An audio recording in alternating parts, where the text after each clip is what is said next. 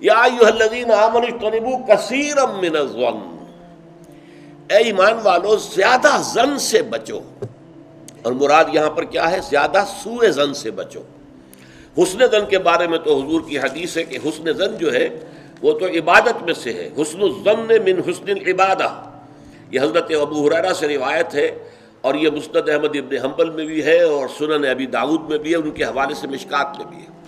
اس اعتبار سے حسن زن تو مسلمان کا وصف ہے، سب سے حسن زن رکھو، الا یہ کہ کوئی شخص ثابت کر دے کہ میں حسن زن کے قابل نہیں ہوں، پھر آئندہ کے لیے محتاط رہیے آپ۔ لیکن کسی سے کوئی معاملہ شروع ہی سے بدزنی پر نہ کیجیے، سوء زن پر نہ کیجیے۔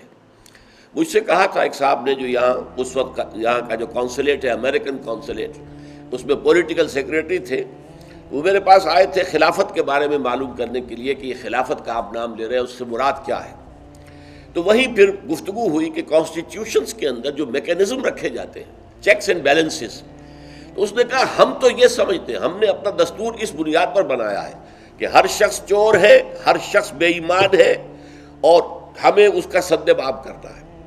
بڑے سے بڑا آدمی ہو، بڑا نیک ہو، ایماندار ہو، اس کے بے ایمان ہونے میں دیر نہیں لگتی۔ لہذا ہم نے تو اپنا دستور بنایا ہے کہ ہر جگہ پر چیکس ہوں، بیلنسز ہوں، اور کہیں بھی اختیار جو ہے اتنا نہ ہو جائے کہ کوئی شخص اگر بگڑ جائے تو اس کے ہاتھوں جو ہے وہ قوم کی اور ملک کی اور پوری ریاست کی مٹی پلید ہو جائے۔ یہ اسلامی اصول نہیں ہے۔ اسلامی اصول یہ ہے ابتداءً آپ کا معاملہ کسی سے بھی ہو حسن زن کی بنیاد پر ہوگا، لیکن یہ کہ اگر اس نے آپ کے حسن زن کو زخم پہنچائی، ٹھیس پہنچائی، ثابت کر دیا کہ میں حسن زن کے قابل نہیں ہوں، تو اب آپ سوء زن معاملہ کر سکتے ہیں۔ الحزم فی سوء الظن، یہ کہاوت ہے۔ احتیاط اسی میں ہے کہ سوء ظن سے کام لیا جائے، اس لیے کہ آدمی بچنا چاہتا ہے، لیکن جیسا کہ میں نے عرض کیا ابتدا کرنا سوء ظن سے یہ اسلام میں پسندیدہ نہیں ہے۔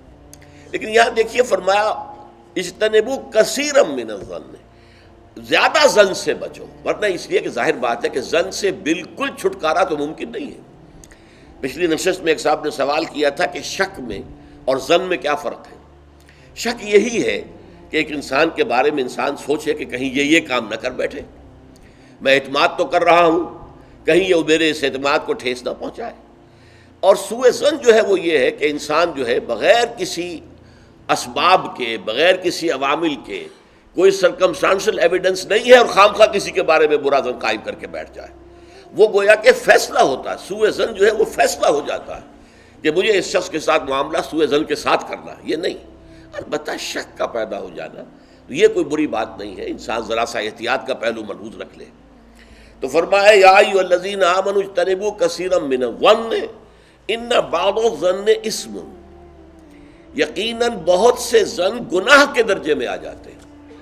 آپ نے ایک شخص کے بارے میں رائے قائم کر لی، یہ برا آدمی ہے، یہ غلط آدمی ہے، یہ تو میرے درپے ہے، میرا دشمن ہی ہے، میری جڑ کاٹتا ہی رہتا ہے، حالانکہ ایسا نہیں ہے۔ نتیجہ کیا ہوگا؟ آپ کا طرز عمل اپنے سوء ظن کی بنیاد پر ہو جائے گا۔ ہر وقت جو ہے آپ کے طرز عمل سے ظاہر ہوگا وہ سارا آپ کے اندر جو بھرا ہوا مواد ہے، اور اس سے ہو سکتا ہے اس دوسرے شخص کی خامخواہ دل شکنی ہو، اس کے احساسات مجروح ہوں، اور تمہارے حصے میں اللہ کی طرف سے، اللہ کی جانب سے اعمال نامے میں گناہ کا اندراج ہو جائے کہ ایک شخص کے خلاف خامخواہ اس نے سوء ظن کیا، جبکہ اس کے لیے کوئی آثار نہیں تھے، اس کے لیے کوئی بنیاد نہیں تھی۔ تو ان بعض الظن اثم، بعض ظن جو ہے وہ تو گناہ کے درجے کو پہنچ جاتے ہیں۔